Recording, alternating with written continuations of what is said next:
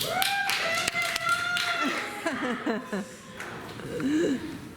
everyone, I guess you guys can use some fun. Kind of heavy. I've been looking at the marquee, said 15 minutes of fun. I want to let you guys know that the entire 15 minutes isn't always going to be fun. It's not like a whole 15 minutes, you're just going to be laughing your ass off. I should say that within the 15 minutes, at some point you are going to have some fun. Okay, that's what it should say. It was way too long to put on the marquee, but within that 15 minutes of time that they've allotted me, at some point you're going to have fun. I don't know when exactly, maybe at the 14-minute and 58-second mark when I'm done, but at some point during my time here with you, you will have fun. So I know it says 15 minutes of fun, but right now, with the tone, we're going to concentrate on 10 minutes of toleration. Just 10 minutes of toleration for my ass, and we can go about our merry way. My name is Craig Liggeons, and I'm old. Don't applaud that I'm old. Okay? And if you do it louder because I'm old and the hearing's gone. Now, I know I don't look old, but I am old because all I do is hate everyone younger than me and complain about how things used to be and talk about how great things were in the past. Because I remember a time when the price of a movie ticket was the exact same price as a box of Raisinets that you get at the movies. That's how long I've been alive. I remember when water was free and I had to pay for my pornography.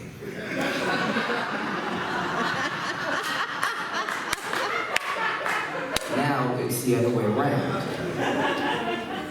Thank you for applauding pornography. You understand that the struggle is real. It was back then, now not so much. That when pornography is concerned.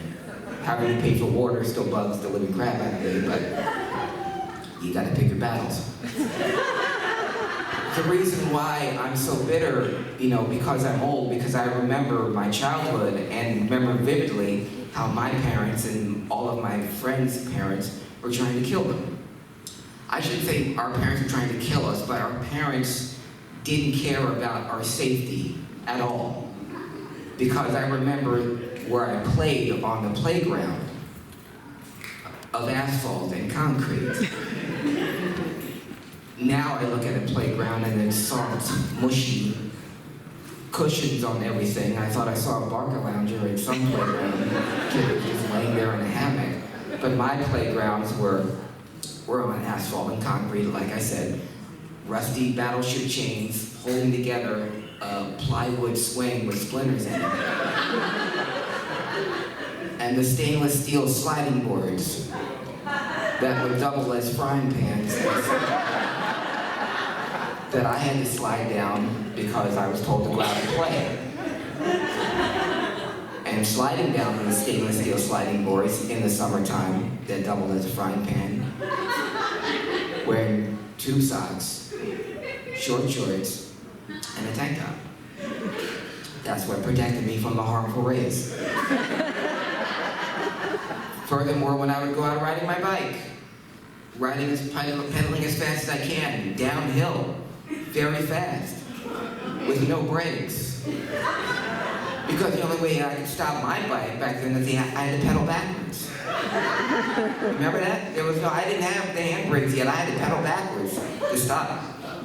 And the only thing that protected me from when I fell and from when I took a header over the handlebars, tube socks, short shorts, and a tank top. I look at kids now and riding their bikes, or just going out to ride their bike, they gotta put on a helmet, shoulder pads, padded gloves, knee pads, some got chest protectors. It looks like they're going to train attack dogs, not ride a bike.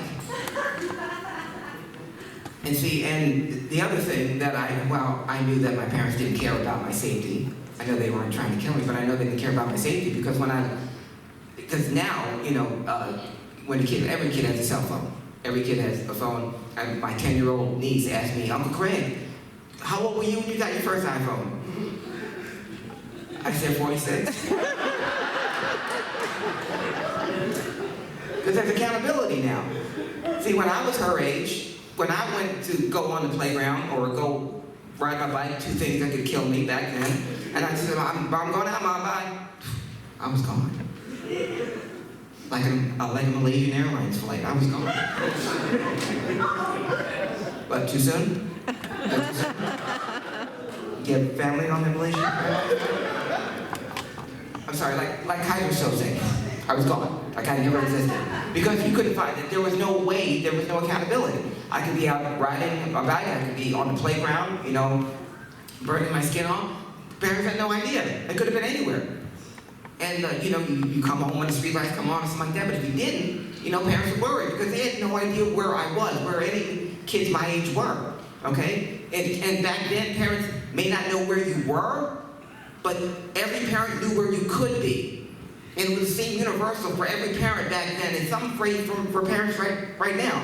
If you're lost, if you can't find your kid, you don't know where they are, but you know where they could be. Every lost kid could be laying in a ditch somewhere. And see, and I pictured that. So if I couldn't find my way back home, if I was lost, I just looked for the nearest ditch. Because I thought that's where kids go if they were lost. You know, they'd just be laying in a ditch somewhere, not unhurt, unharmed, just, you know. Look at the other kids, hey. No. You lost? Yeah. Figured I'd come here. Boom. Nice tube sounds. But that's where and I thought there was like a web of ditches like all across the country, like spider web throughout the nation of just ditches where lost kids would go just to lay there because that's where parents thought, where every parent thought you were. You could be laying in a ditch somewhere. I remember my brother, I had an older brother who didn't come home when the street lights came on and my mom couldn't find him obviously. And so she's calling my neighbors because you know that was the neighborhood watch back then, every mom on the block had to watch other people's kids. And if they hadn't seen him, I haven't seen him. And I said, Mom, Mother dear, did you check the nearest ditch? And I got smacked. Because back then parents didn't care. See, and while parents didn't care about, you know, were trying to kill us, you know, the auto industry was trying to kill my parents. Because when I was a child, and during my, I'm gonna say my entire childhood, or 98% of my childhood, when I was traveling with my parents up and down the East Coast in a car, and I'm not saying this to brag, I'm just stating a fact. I never wore a seatbelt. Never wore a seatbelt. See, I was born in a time when there was no seatbelt laws. Now you get locked up for not having a seatbelt, but my cars, my dad's cars, I mean, they had seatbelts in them. But if you remember your dad's cars, they were so shoved back down into the seat itself that if there's more than two people in a car, we had to go look for the seatbelt. And it was so crammed back in there, and you had to go through the crumbs of the cookies and the candy that they left in there to drag it out and just pull out one side. Because it wasn't all connected. It was like one belt was here, and then the other belt was there. And there was no regard for safety back then, and the cars were so big, or my dad's car was so big, and there was so much, the seats were so wide, and there was so much space between the back seat and the front seat, and I didn't have a station wagon, but I vividly remember this as a child, I swear to God. Me, my brother, and my two cousins, we would play tag in